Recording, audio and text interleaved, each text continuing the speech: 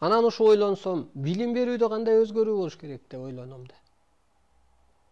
Ошондо билим берүүдө ушу мектеп жашындабы, же ушу эфирдеби, деги эле адамда кандай болуш керек дегенде мына ушул табыгы илим өткүзүлсө мектепте. Баланын, эненин, аялдын, эрдин деги эле бир табыгый касиет ачылат экен. Мисалга мына бизге сабакка келет. Такыр эле ооруп, карып, үмүтү үзүлүп, таяк таянып калган энелер деле анан келип жакшы болот деле анан көрүнүш көрүп баштайт. Түшөң болуп баштайт, духу көтөрүлүп баштайт. Анан ыраазы болот, рахмат айтат, керек болсо ошо иш аткарат. А көрсө ошо ааламдык сөз айтылган жерде ирээттелүү болуп, тазалануу болуп, анан өз жолун табат экен. Мындайча айтканда, бирөөлөр элчиликке жаралган бул дүйнөгө, бирөөлөр шаманчылыкка жаралган, бирөөлөр табыгый мыйзам менен жашоого жаралган, бирөөлөр адам сыпат болуп, мындай бир журналисттик же мугалимдик орунду аткарууга, бирөө периште сыпат, ошо умайлык, эмчилик.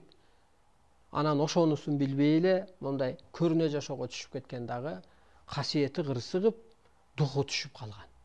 А табыгый илим болгон жерде ошо мектепте дагы баланын бир ыр жасуусу башталышы мүмкүн, же сүйлөөсү, же болбосо сүрөт тартуусу, кыскасы бир баягы Толубай сынчы сындады дегенде бир касиет ачылып кетет.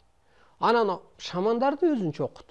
Батасы тийгендердин, назары күчтүүлөрдүн, шаман деген ошол ырым-жырым иштегендерди өзүнчө окут. Аны баягы Албабет ата, Коңурбай ата 20 жыл сыйкырчылыкты окуптур дегендей.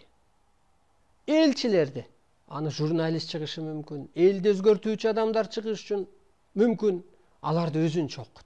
Эмнеге андай болот дегенде, ошол элчилиги менен ал рахаттанат, анткени күндө бир нерсе табышы мүмкүн. Шаманчылык кылып, батасы иштеп, назар иштеп, алар өзүнчө рахат болот. Себеби ошол өз жолун тапкан адам карыбайт. Бай өз теңиңди тап дегендейчи, өз жолуңа түш дегендей эле. Умайлык, эмчилик жолу барлар ошол ден соолукка себепкер болор, мээрими төгүлөр.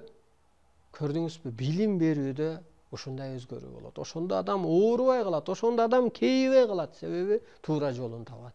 Мына бүгүнкү күндө дагы Кыргыздын туңгуюкта турганы бул өзүнүн жолун билбегендиктен туңгуюкта туруп атат. Темир адамды иштеп алды мына. Темир адамды ээчип алды, батыш мыйзамын ээчип алды. Темир качан темирге башыйсың? Ошо темир жолун таппай атат, улуулук жолун таппай атат. Эмнеге жашоого жаралуу? Мына мен сүйлөп аткан бул идеология деп түшүнсөңүздөр болот.